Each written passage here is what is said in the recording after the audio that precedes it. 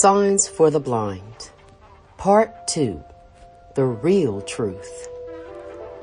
Tanya regained consciousness as the door opened and the cold air hit her as the other guy who was in bed with Louis ran outside. She heard Louis saying things like, "You don't understand.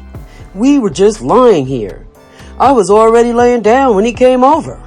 He said he couldn't go home and just laid down." She felt like she was in autopilot as she turned toward the closet and grabbed her largest suitcase. "Hey, where are you going?"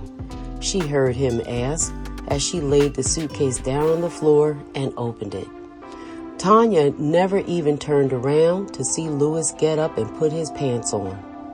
Horror began to creep into her mind as she thought about laying in that bed night after night, probably on some other man's cum, which had mixed with her man's juice as he and some man splashed all up inside each other.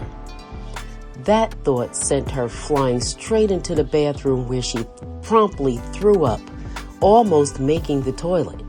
Instead, it hit the floor, rug, and ran down the side of the toilet. A little did actually go in the toilet, though. She stood up and looked at the mess and the mess on her clothes.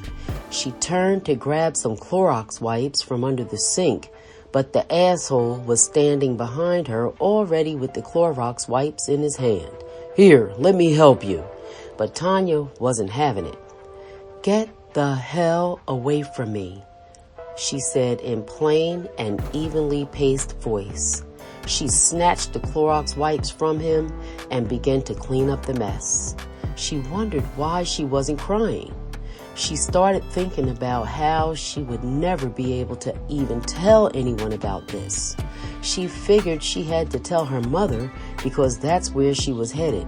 "Nope, I'll just tell her we had a fight and I'm through with him," she was thinking.